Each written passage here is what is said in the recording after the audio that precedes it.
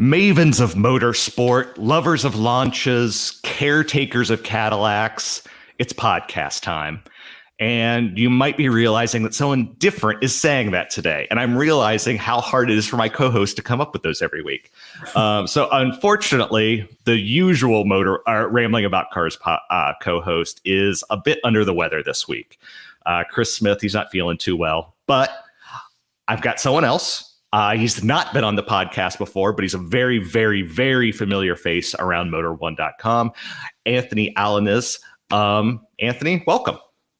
Thanks for having me. Yeah. Do you want to just real quick tell everyone what you do at Motor One?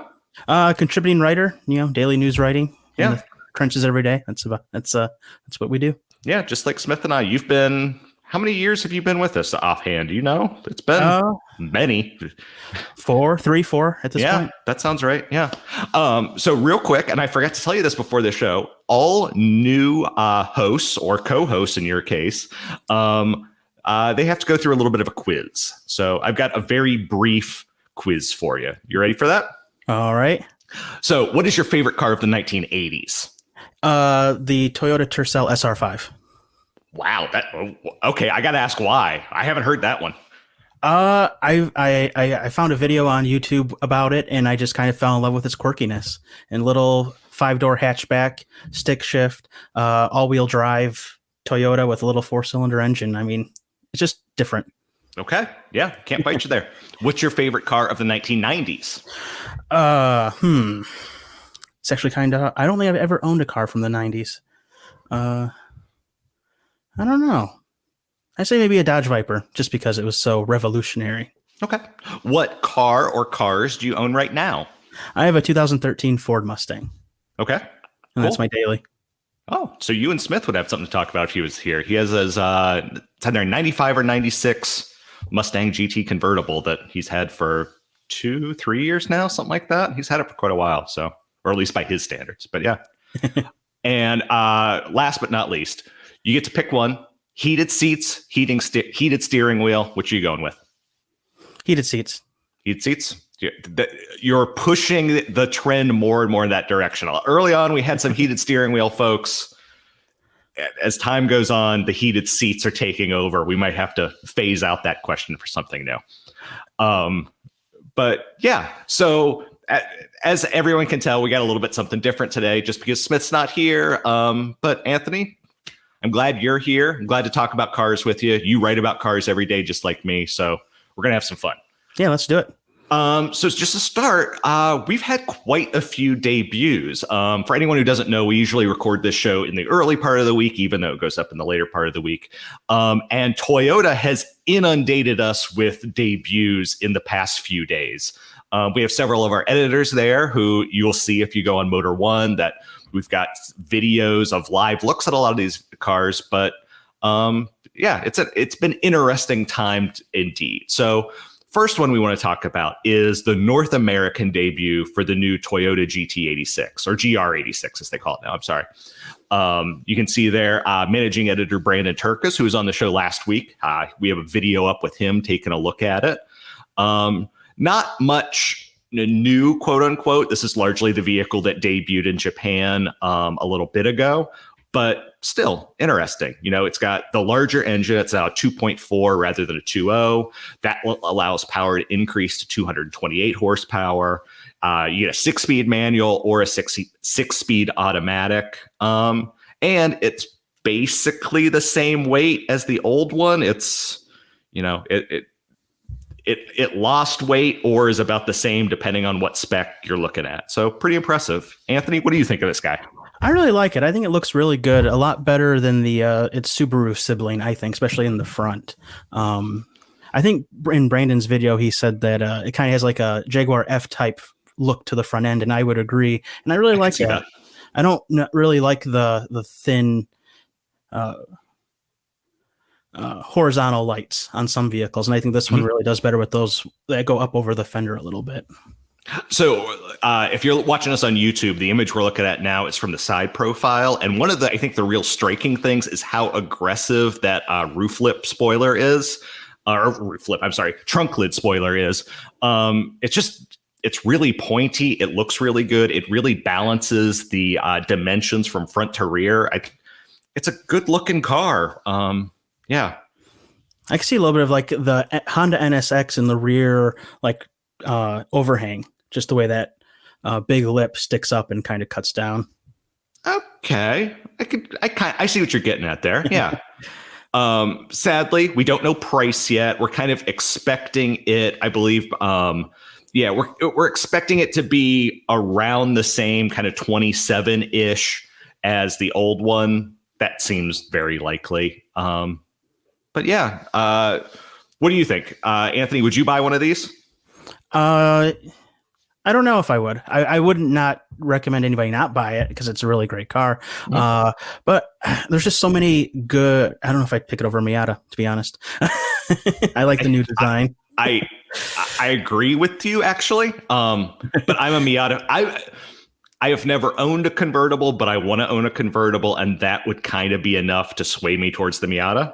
But like you said, I don't think this is a bad car in any way. It's just kind of those two vehicles are competing in very much that kind of same entry-level performance segment. And yeah, if it was my money, I'd go with the Miata, but I wouldn't look askance at anybody who picked one of these. No, of course not. I mean, it does have a rear seat, what the Miata doesn't have. Yeah. So if you need to haul around more than two people for whatever reason. Yeah, if you got little kids, like I would never put an adult in the back of a 86, but if you got littler kids, they could fit back there. Oh, yeah, and they would definitely enjoy it, too. Yeah.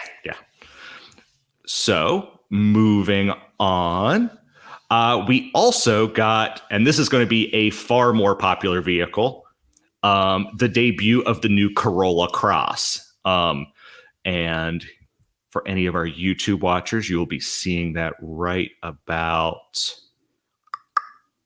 Oh, I lost it. There it is. Sorry, YouTube viewers. And for any of our audio viewers, we'll be describing it. So yeah, this is Toyota's basically their new entry-level crossover. There was a little bit of speculation when it first debuted, whether or not it was going to replace the CHR. I know our guys kind of talked to some people from Toyota, and it's not necessarily, at least not immediately, going to replace the CHR. So Anthony, what are your thoughts on the Corolla Cross? I think it's fine. I hate the name. I agree. Yeah. I know what Toyota's trying to do with that name recognition, but I don't know. Like, what's the other one? The Eclipse Cross. Mm-hmm. It's just so, corporate-y. It's so obvious in a way. It's like, I understand why you would want to create. I mean, the Corolla is a huge selling vehicle. You want to create that kind of connection to it. But if you look at this, it looks nothing like a Corolla. You know, there's nothing Corolla-ish about this vehicle's look. So kind of evoking it in the name is borderline pointless to me. I feel like they could have came up with something better, but I imagine the corporate put their foot down on that naming. Yeah, I assume you're right. So in the U.S. at launch, we're going to get a 2-liter 4-cylinder making 169 horsepower and 150 pound-feet of torque. We know that a hybrid version is going to come pretty soon afterwards, come later. Which isn't really surprising. In a vehicle like this, the hybrid is probably going to be the one to get, in my opinion, just because you're going to get that extra fuel economy boost in a small vehicle. To me, that makes sense. Anthony, do you think I would get the hybrid just for the efficiency, and maybe you'll get a little oomph from the electric motors. Yeah. That should make it a little bit more enjoyable to drive. To me, this thing looks kind of boring. Like if you said you can either have a CHR or a Corolla Cross, I'm going to take the CHR every day. But I think there probably are people looking out there looking for something that's a little bit more traditional, which is very much what this is. In a lot of ways, it looks like a baby RAV4 to me.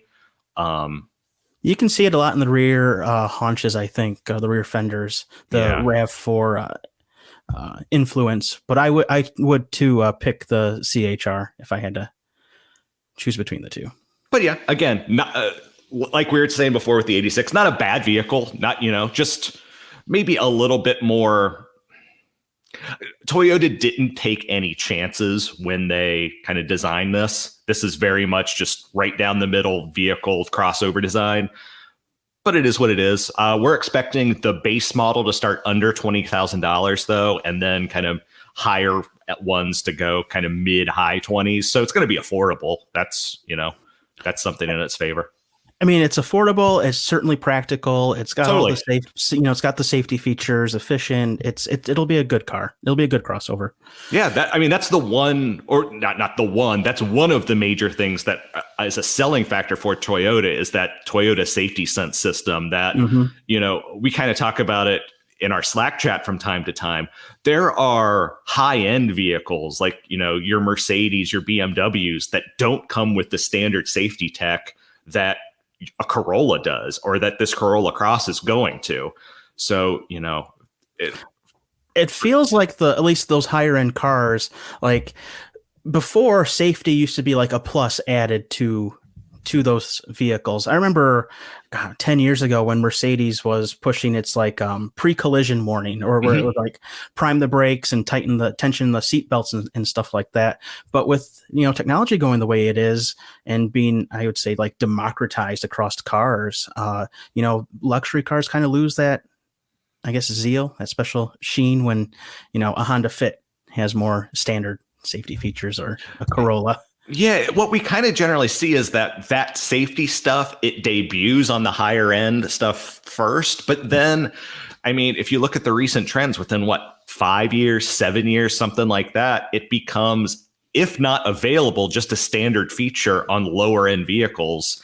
And for the weird thing is that the luxury vehicles don't often change. They still continue to offer it as an option, even though your mainstream brands, your Fords, your Toyotas, your Hondas, whatever, it just becomes standard equipment.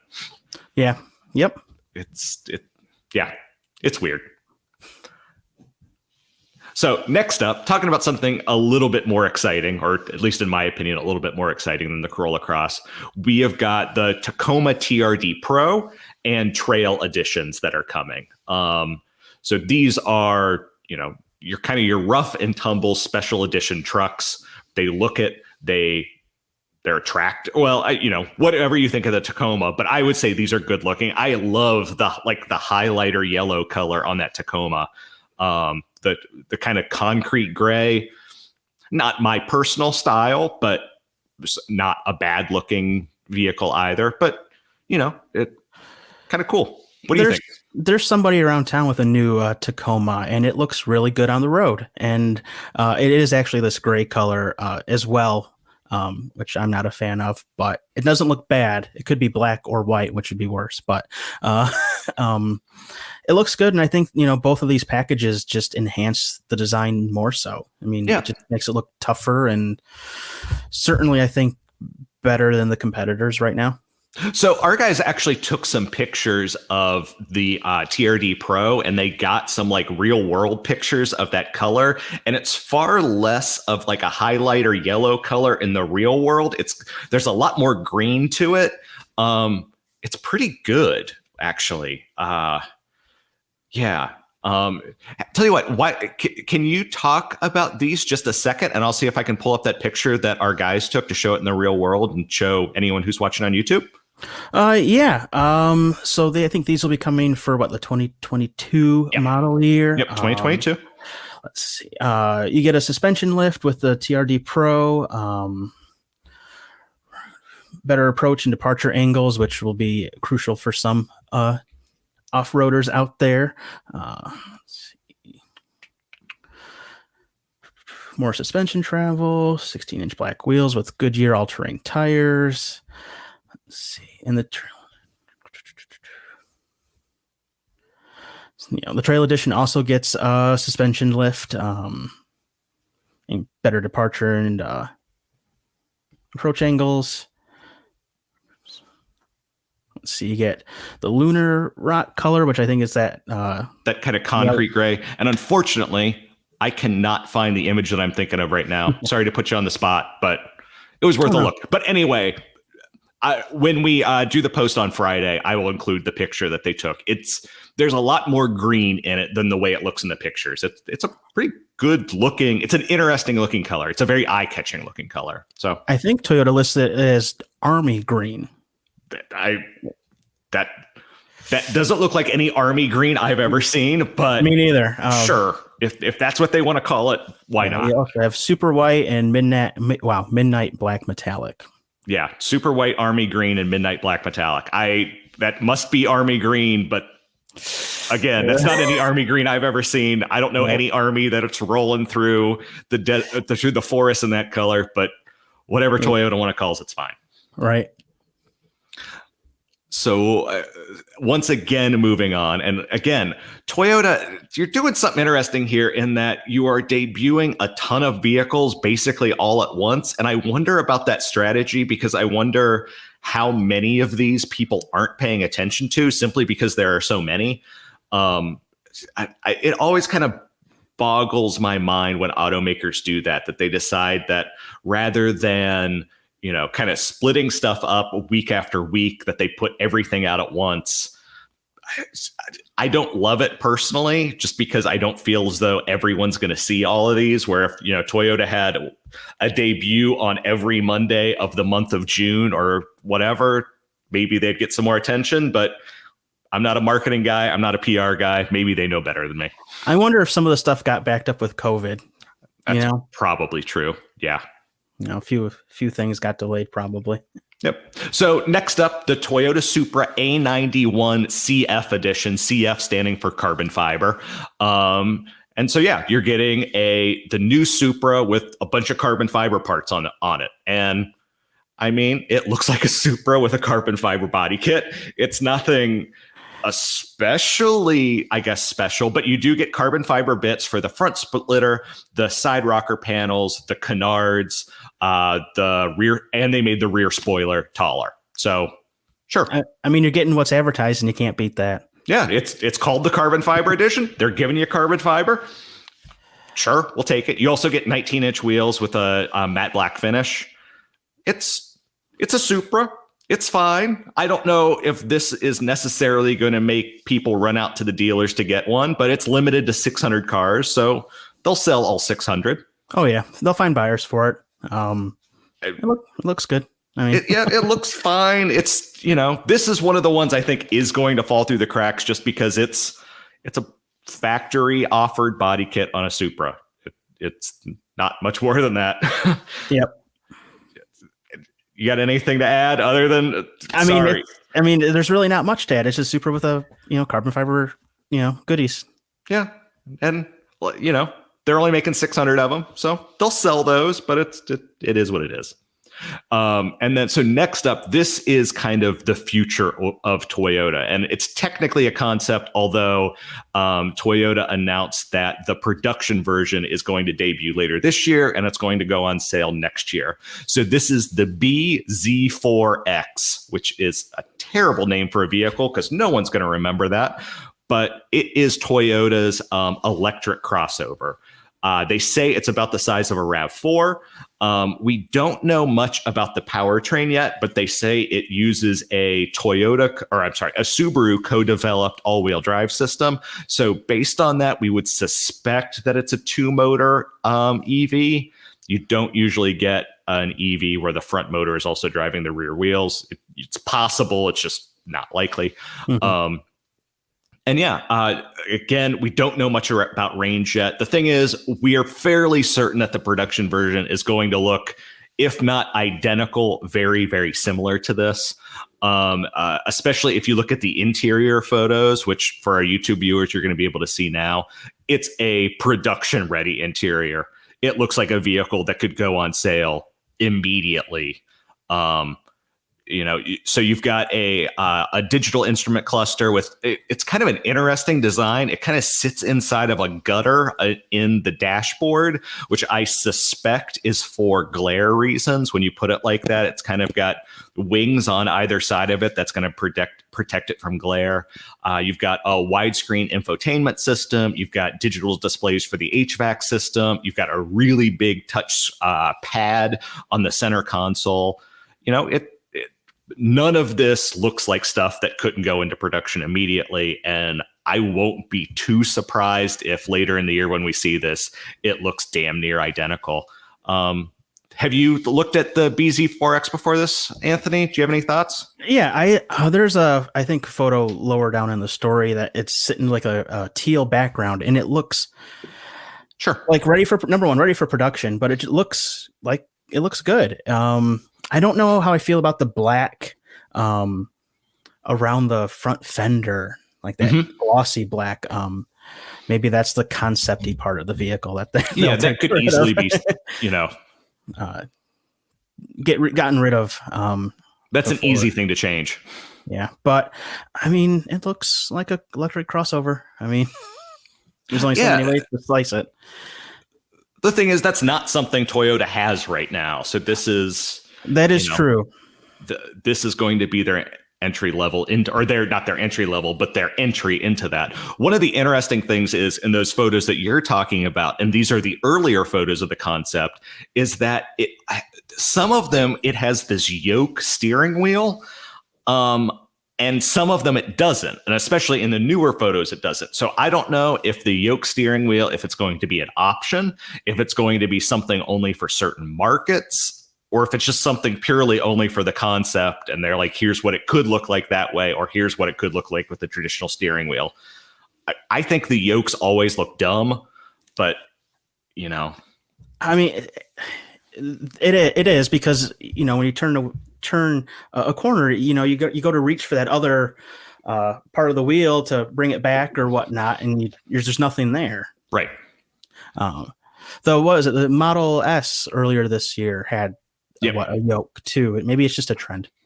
Yeah, maybe it's just but again, this is the concept we're looking at. Maybe it's just something for the concept. We don't really know right now. I would be shocked if Toyota offers it with the yoke steering wheel, especially when they're showing it with a traditional round steering wheel. But I guess we'll see. Yeah, Toyota's not Tesla and trying new things like that. No, they're not. And the other thing that's worth mentioning is that this is co-developed with Subaru, and Subaru is going to get their own version of this called the Solterra. The Solterra will debut in mid-2022 rather than this in early 2022. On YouTube, we're looking at the teaser images for the Solterra now, and you can see it looks basically the same. It's going to have a Subaru front end, but I'm expecting the mechanicals to be identical with just some styling changes. I mean, it would be easier if just Toyota or finished taking over Subaru. Yeah, it totally would be. That's something I've been saying for years. Is that at this point, Toyota, it's either 20 or 25% they own of Subaru. Mm-hmm. They should just buy the rest and get it over with, because we were just talking about the 86. You've got the BRZ, this and the bZ4X. Like it's clearly the future that at some point Toyota is going to own Subaru. And at this point, it should just be sooner rather than later. But it's not like they're not going to continue working together as the auto industry goes towards electrification and all that other stuff. It just makes sense to work together. Yep. And so our last Toyota to talk about, and that is a new special edition of the forerunner. And that is the TRD Sport trim, which we have to differentiate from the TRD Pro trim. The way they're differentiating it is TRD Sport is more of a road-focused special edition. TRD Pro is more of an off-road focused special edition. So you're basically getting things that's going to make it a little bit more comfortable on the road, but still with that kind of aggressive look. You've got a different hood, 20-inch wheels, roof rails with a gloss black finish. It's tweaked suspension, not a lot, but for someone who is basically not intending to go off-road, maybe they might look at this and be like, I want a forerunner that looks a little bit different, and I'm not going to take it off-road, so this is the forerunner for me.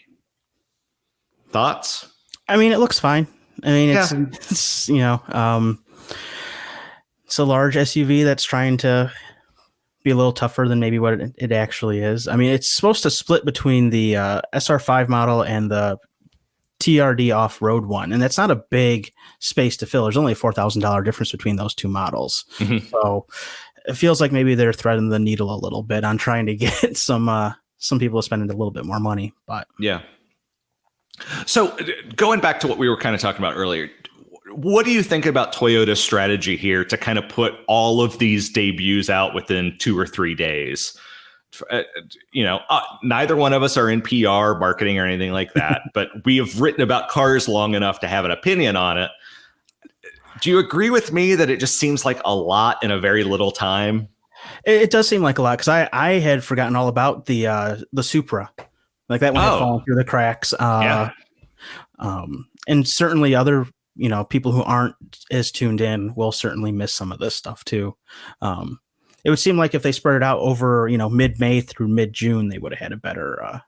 If they just did one a week for a lot of these, I feel like they would get a lot more kind of bandwidth on each one, whereas they, put everything out in 2 or 3 days. And I think, people are going to forget about the Supra. People are going to forget about the Forerunner, maybe forget about the Tacoma, although they look a little bit better. But especially when Toyota is, introducing their first EV concept, that should have taken maybe a little bit more weight.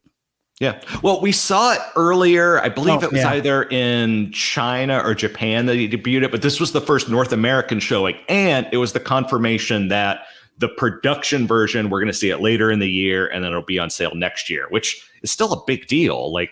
Right. I mean, it's one thing to, show a concept that's coming eventually, but to have the concept with, dates and targets and, goals, that's another step. Totally.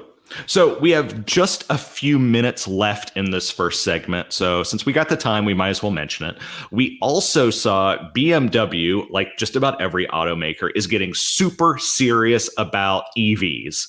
And so we got North American information about the i4 and the iX. And for anyone curious, the i4 is their new electric 4-door sedan. I know you would expect it to be called the i3, but they already had one of those. They call it the i4. And the iX is their upcoming electric crossover. i4, it's going to launch with 2 versions. You're going to be able to get the eDrive 40, which is a single motor in the rear with 335 horsepower, 317 pound-feet of torque, and an estimated range of 300 miles. The M50 uses exactly the same battery pack, but has 2 motors for a total of 536 horsepower. Unfortunately, since you have the same battery, more power, estimated range falls to 245 miles. So that seems like a lot of compromise to me, but let me get through this, Anthony, and then you and I can kind of discuss that. The iX, on the other hand, has a massive battery. The battery capacity is 111.5 kilowatts, which is huge, and 106.3 kilowatt hours of that is usable. So that's a mighty big battery. Estimated range, though, is still only 300 miles, which from a battery that big, I would expect more, but weight and things like that kind of come into play. It's probably pretty heavy. Yeah, it's got to be big. But, it is what it is. So anyway, your thoughts on the i4 and the iX? I think the i4 is where it needs to be, especially with the eDrive 40. I think that'll entice a lot of people with that 300 miles of range. I think people who are willing to compromise for more performance are probably okay with the having less range. 245 miles. But when you're thinking about like a Tesla Model S or something like that, they're getting over 300. Oh yeah, that's true. They're getting a lot more range for, I think, more power, the same. So BMW is estimating that the M50 is going to do 62 in 3.9 seconds. What Model S Plaid is doing it in like 3s to mid 2s. You're right. I guess when you compare, why comparing things to Tesla is so difficult because it is such an outlier from at least from what the mainstream brands are offering.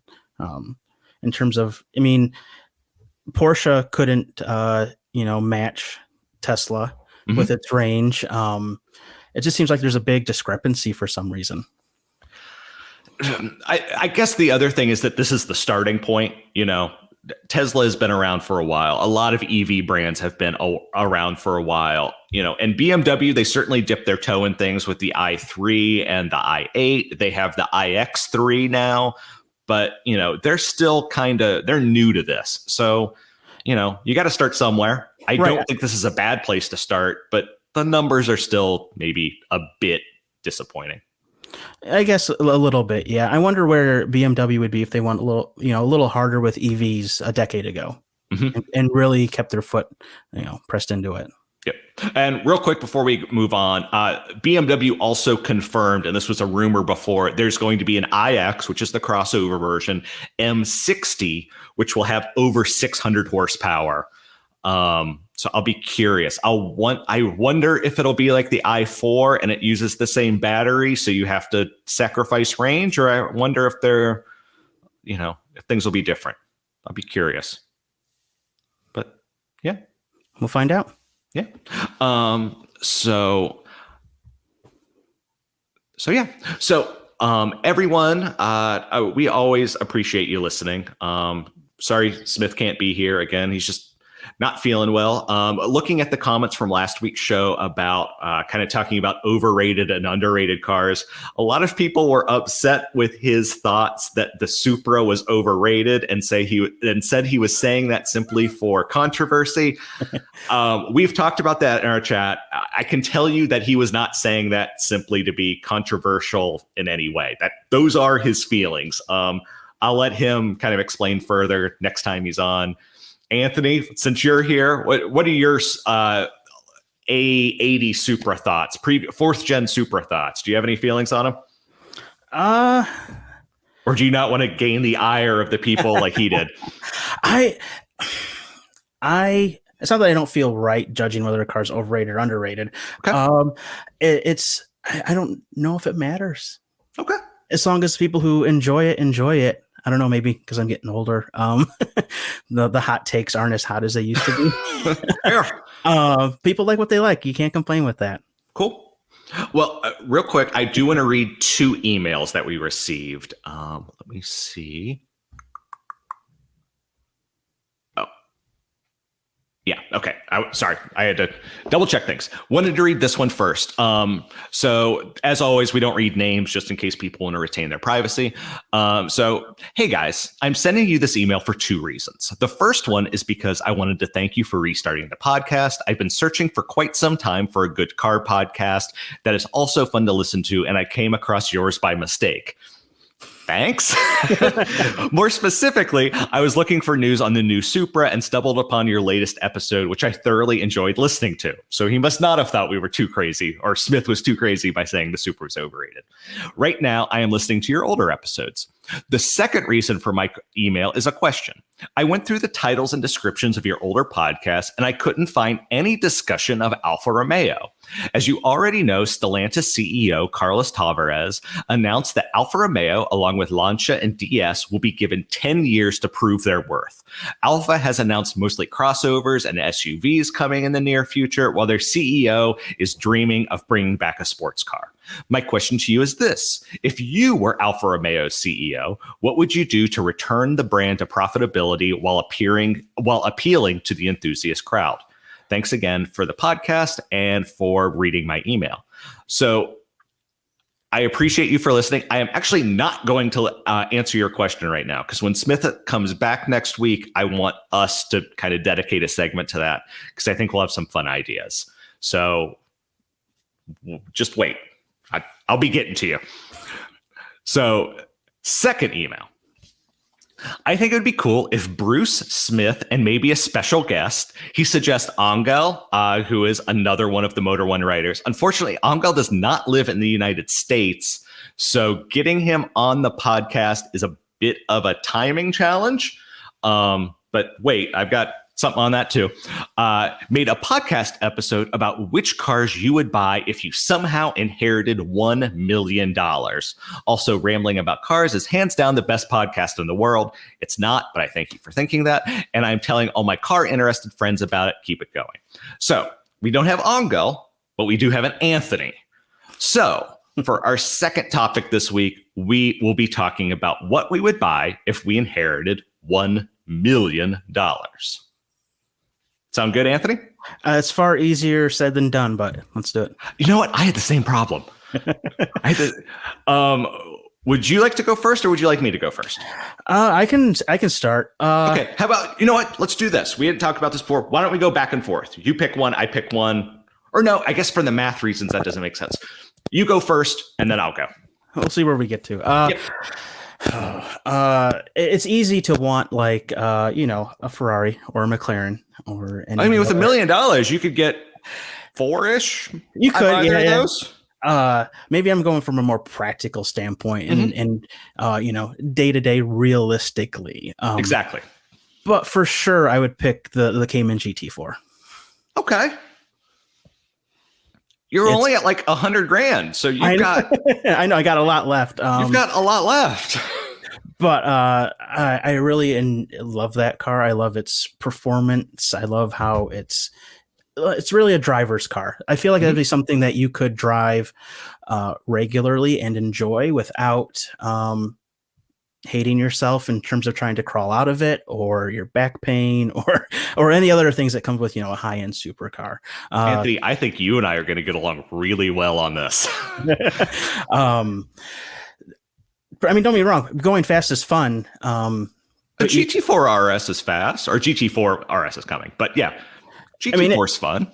Yeah, I mean, it's right in the, I guess, sweet spot that I have for myself on what would be fun to drive. Because you get, a McLaren or something, that's a lot of power to handle on a daily basis. Not that I don't trust myself, but if I'm going to push it on the back roads, and the curvy roads, which one would be less likely to draw attention? Sure, totally.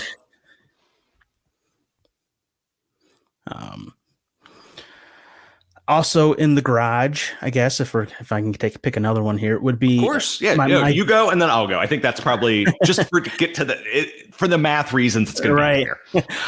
My daily driver would be AMG E63 wagon. That'd be the family car.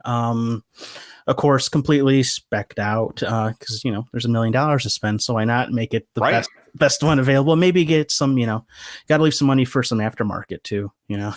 Right. So I was looking at this. I think specced up, you're looking at like 160-ish. Yeah.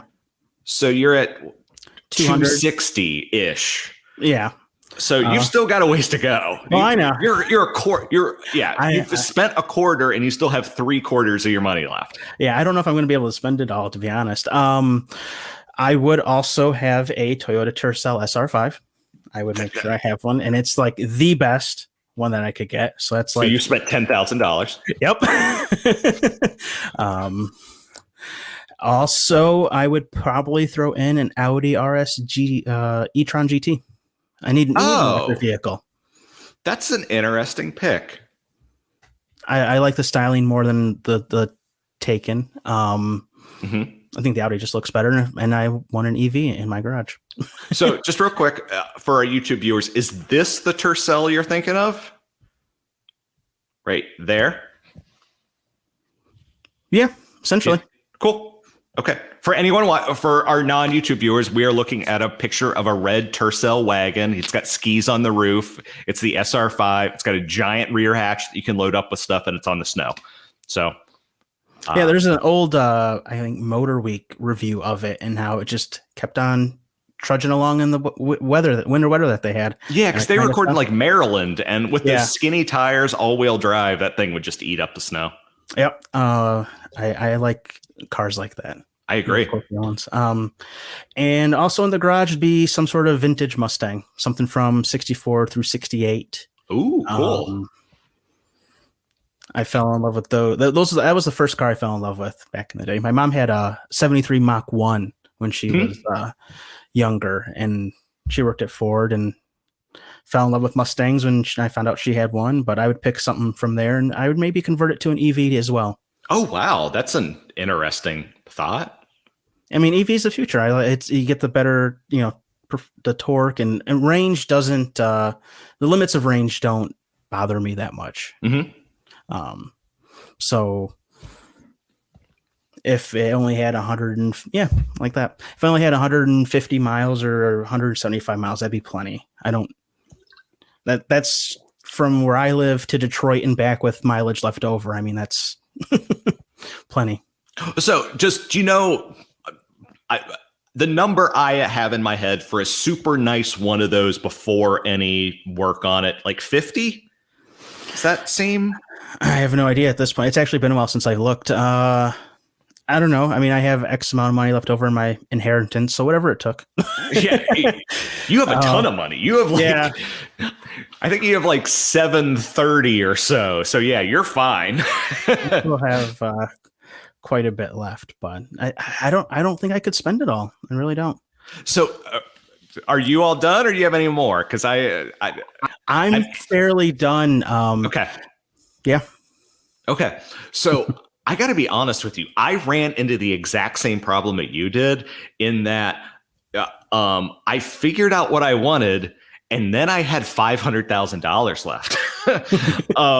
So I will share with you as I go. And so what I did was I actually found vehicles for sale, either on just wherever, Bring a Trailer, Cars and Bids, RM Sotheby's, stuff like that. So these are the prices that they actually sold for, whatever. So my expensive one, like, here's the daily driver where I really want to have a whole hell of a lot of fun, is a 2018.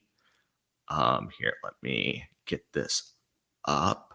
It is a 2018 Porsche 911 Turbo exclusive.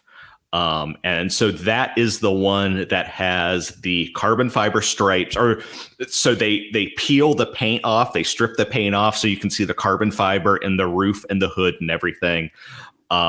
This one is currently on Bring a Trailer. It ends in 5 days. Current bid is $205,000. So that's the expensive one. But, if you're going to go big, why not? Right. So that was kind of that's the one I would want to drive kind of every day. It's special, but it's still, it's a Porsche. I'm a Porsche guy. It kind of is what it is. We had this conversation last week where whether or not 911s are special enough to be on a concours, which Porsches are special enough to be on a concours. I like Porsches over a lot of the Italian stuff. I don't know necessarily why. That's just me. So $205,000 out of the way, assuming it sells for that. But right. for this reason, I'm going to assume that it does. Next one, I have to buy something for my wife, because if I didn't, she would kill me. So let's hope this loads. If it doesn't, we'll just use a generic picture. It's not going to load for me. Anyway, so a Mercedes-Benz. So she and I were actually talking about this over the weekend while we were driving around. To her, a Mercedes-Benz is still kind of the epitome of luxury. That, kind of when she grew up, that's what it was. And so we currently have a Subaru Outback that she loves. So what's the closest Mercedes to a Subaru Outback? An E-Class all-terrain wagon. You still got that lifted wagon thing. They start at 68. I went through and kind of spec'd one the way I think she would spec one. It ended up being just kind of kissing $90,000, which for her and I, she could drive it to work every day. Her and I could take it on road trips a lot easier than we could take the Porsche. Our dog could fit in the back, and everyone would be super comfortable, and it would be fast, and it would still be a fun car. So, yeah. So I'm at right around 290. And then I was looking on Bring a Trailer, and that's always dangerous. And I found, so I need a convertible now. I've got the fast coupe. I've got the family car. I need a convertible, right? So here, stop that screen. Here we go. Alfa Romeo Duetto Spider, 1967. Current bid on this one is just $17,000, which just seems stupid affordable. It's got that Alfa Romeo twin cam engine, which I don't know if you've ever heard one, but to me, it might be the best sounding engine in the world. It's certainly up there. It's got that kind of gorgeous flowing line. You can pretend you're Dustin Hoffman in The Graduate when you're driving it. Like, I don't know if you could ever not listen to Simon and Garfunkel while you were driving this thing. And it's gorgeous. And if I got $1 million, 17 grand is nothing. Let's say it goes for 25 grand. I could still afford it all day long. Like, it's just, you could afford two. Exactly. But just real quick, have you ever heard, the Alfa Romeo twin cam 4-cylinder? Not that I can recall now. Oh, dude, it's the best sound in the world. They just sound so good, especially for that era. Okay. So again, bring a trailer is a dangerous place. It's dangerous. You shouldn't go there. And so for $8,000, $8,000, I could afford that literally right now with 3 days to go. A Lancia Scorpion. And so our European listeners won't know what I'm talking about. So this was, I forget what it was called in Europe, but we're talking mid-engine, 4-cylinder, transverse, rear-wheel drive. I've always liked these. They did use them for rallying in Europe. It's just an attractive, it kind of looks like a DeLorean that someone took a Sawzall to and cut off the front and rear. And they're affordable and they're Italian and they're cool. And I've got $1 million to spend. So $8,000 is nothing. So yeah. And then I realized that this won't end unless I buy something truly expensive, because I like cheap fun cars. It's always what I've loved. And so I had to find something dumb and expensive that I would buy, look at, probably never drive. And where is it? Okay, so here we go. Here's my dumb, I'll probably never drive it car. I'll just share the whole screen. It is a Jaguar XJ220. Like, why not? Right. If I've got the money, why not? These cars were featured in video games when I was young. There's a really interesting XJ220 video game for any of our viewers if you want to look it up. It was on the Sega CD. I believe it's on the Amiga. They're just, the 220 was supposed to be able to go 220 miles an hour. I don't think it ever did, but it was certainly capable of hitting like the 190, 200 range. And they're just gorgeous and cool. And it's not a Ferrari. It's not a Lamborghini. It's not one you would ever expect. And it's gorgeous. It would turn heads at the, Cars and Coffee for sure. Yeah, I don't care about those people though, because I just I've got $1 million and somehow I've got a place to store all these cars, which is the reason I don't have a fun car right now, because I don't have a place to put it. And then I had one other one real quick. Oh, okay. So for any of our viewers, so you probably know of Icon 4x4. They make the really cool custom Broncos and FJ40s and things like that. And of course, the images aren't loading on this one. But, there we go. So before that, the guy that runs that company, Jonathan Ward, he still has this company called TLC 4x4, and they specialize in doing Toyota Land Cruisers, hence TLC. And so you can get an FJ80, which is kind of a 90s-ish Land Cruiser, but with all the upgrades you could ever want. So the one I'm looking at now has a 6.2 liter LS V8 in it, which is, a ton bigger than was ever offered, but they're all made to order. So maybe I wouldn't get like the big snorkel and stuff like that. I wouldn't go quite that big, but I would love to have one of these. Basically have a Land Cruiser with all the modern amenities, have it look, have it moderately lifted like the one we're looking at here, have, just all that capability and look and whatever. Thing is, Jonathan Ward stuff's not cheap. I've never seen a price for one of these. I'm guessing it's $150 to $200, just as a guess, just judging from his other stuff. And so, yeah. Yeah. And I'm not even at 1 million yet. I do have some other ones, but we are actually running out of time. So I could actually fill them out. But yeah. Anthony, any thoughts on my picks? It's quite a garage. It's an eclectic garage, and you can't fault yourself for what you like. Yeah, it's, that's kind of the thing, is that everyone likes their own thing. That's kind of the beauty of this $1 million garage thing, is that you get to dream, because I don't think I know anyone that just wants to buy $1 million car. Like, to me, that's kind of a waste. That's one car in your garage that you can use sometimes. Right. Whereas with $1 million, like, if you look around, you can buy damn near anything. Like, sure, there's some Ferraris, there's some Mercedes, Lamborghinis that you're not going to be able to get. But as far as I know, there aren't very many $1 million Japanese cars out there. There are a handful, your Hemi Cuda convertible, stuff like that, $1 million American cars.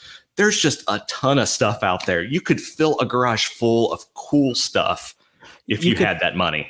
You could fill the garage, and I think the $1 million gives you the freedom to try a variety of cars that you wouldn't be able to otherwise, and to blow, I want to say blow it, but to spend it on one or two, it feels like you're depriving yourself of a lot of experiences with some cool, quirky cars that, are 1 year old or 100 years old. Exactly. Yeah. Imagine having like, a Duesenberg or a V16 Cadillac or stuff like that, you just never see. But it just gives you an opportunity to experience life. Oh, yeah.